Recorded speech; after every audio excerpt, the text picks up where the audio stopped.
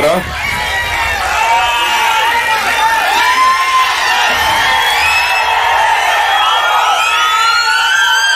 ఓకేమా? CM CM CM CM CM CM CM CM CM. Thank you.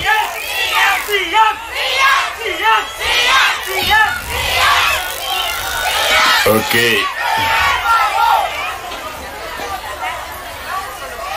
నాకు please తమ్ముళ్ళు,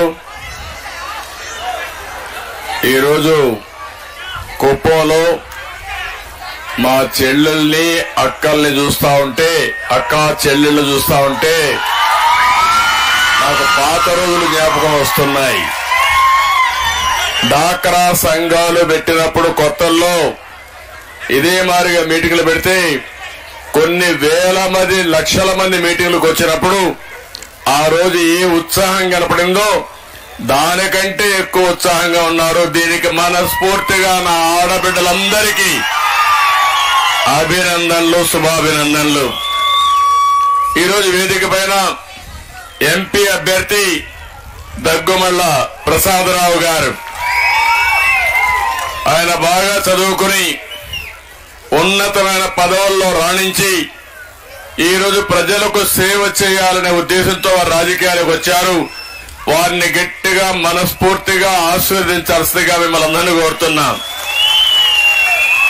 జిల్లా party అధ్యక్షులు CR Rajan గారు, శాసన మండలి సభ్యులు గౌరవనీయులు కంచర్ల శ్రీకాంత్ గారు, గౌరవనీయులు నియోజకవర్గం ఇన్ఛార్జ్ అయినటువంటి పిఎస్ ముండత్నం గారు, గౌరవాని శ్రీనివాసులు గారు, డాక్టర్ సురేష్ గారు, అదేమాదిరిగా ఆర్ చంద్రశేఖర్ గారు సమన్వయ కమిటీ కన్వీనర్, ప్రతాప్ గారు, కాదర్ బాషా గారు, జిల్లా మహిళా అధ్యక్షురాలు అరుణమ్మ గారు, నియోజకవర్గ మహిళా అధ్యక్షురాలు అనసూయ గారు, కుప్పం మహిళా మండలి మహిళా అధ్యక్షురాలు వసంతమ్మ గారు, గుడిపల్లి మండల పార్టీ అధ్యక్షురాలు పద్మమ్మ గారు, శాంతిపురం మండల పార్టీ అధ్యక్షురాలు శ్యామల గారు,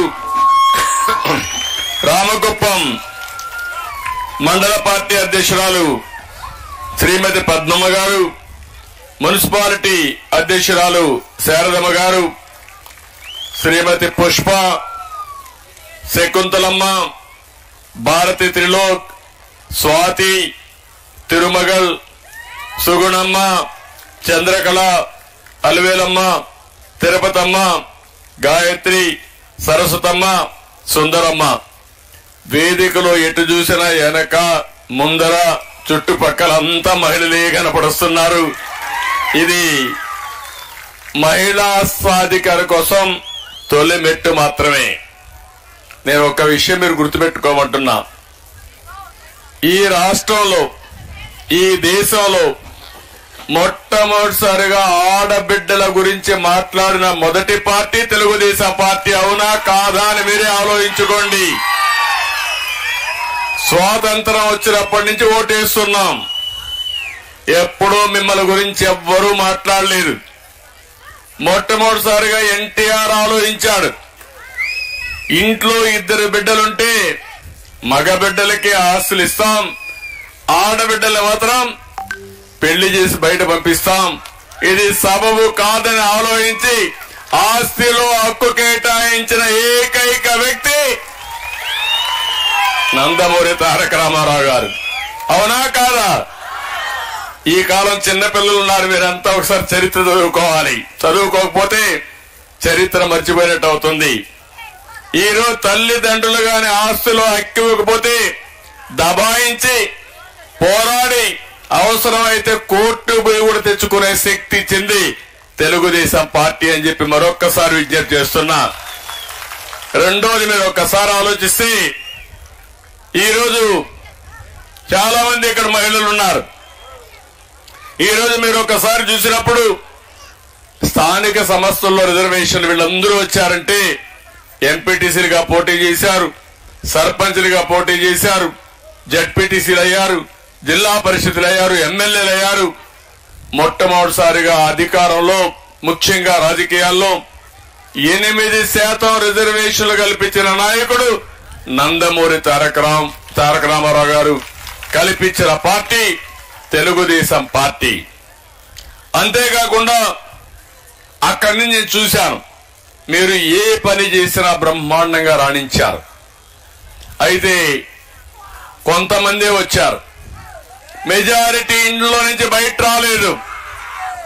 మీరు ఎప్పుడూ చెప్పేవాడిని ఒక మాట, చిన్నప్పుడు తల్లిదండ్రుల పైన ఆధారపడతారు, పెద్ద అయితే భర్తల పైన ఆధారపడతారు, మళ్ళీ ముసలి వాళ్ళు అయితే కొడుకుల పైన ఆధారపడతారు. ప్రతిరోజు మగవాళ్ళు అంటారు మిమ్మల్ని, మీకేం తెలియదు, వంట చేయి, మాకు వడ్డించు, పిల్లలను చూసుకో, కడవన్నీ మేము చేస్తామనే పరిస్థితి. అవునా కాదా అని మిమ్మల్ని అడుగుతున్నా. రాష్ట్రంలో ఉండే 2 కోట్ల మంది మహిళలు ఆలోచించుకోవాలి. అప్పుడు నేను చెప్పాను, నా ఆడబిడ్డలు తెలివితేటల్లో తక్కువ కాదు. చిన్న సరదా సినిమాకు పోవాలంటే భర్త పర్మిషన్ కావాలి, అవునా కాదా? మందుల షాపుకు, మద్యం షాపు పోవాలంటే మీ పర్మిషన్ అవసరం లేదు, భర్తకు మాత్రం. అంటే మంచి పని చేయాలంటే మీకు పర్మిషన్ కావాలి, చెడ్డ పేరు చేస్తే మాత్రం మగవాడికి పర్మిషన్ అవసరం లేదు. అందుకే నేను ఆలోచించాను, దీనికి మూల కారణం మీకు ఆర్థిక స్వాతంత్రం లేకుండా పోవడం. ఆ ఆర్థిక స్వాతంత్రం ఇవ్వాలని ఆలోచించిన పార్టీ తెలుగుదేశం పార్టీ. దేశంలో దాన్ని మొదలుపెట్టిన పార్టీ తెలుగుదేశం పార్టీ. నేనే పెట్టాను. మీలో చదువుకోని మహిళల్ని ఇంటికొకరిని పెట్టి డాక్రా సంఘాలు ఏర్పాటు చేశాను, డాక్రా ఉద్యమాన్ని నడిపాను. ఎక్కడికక్కడ మిమ్మల్ని తెలివితేటలు చూశాను.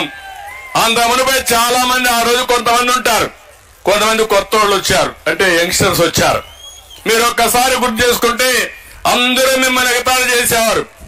తెల్లవారితో నిద్రలేసి మీరంతా బ్యాగ్ తీసుకొని పుస్తకాల సంఖ్యలో పెట్టుకుంటే ఈ అమ్మాయికి ఏం పని లేదు, ఊరు తిరుగుతా ఉందంటే, కాదు, ఈ ఆడబిడ్డే నీ ఇల్లు కాపాడుతుందని చెప్పి నిరూపించిన పార్టీ తెలుగుదేశం పార్టీ.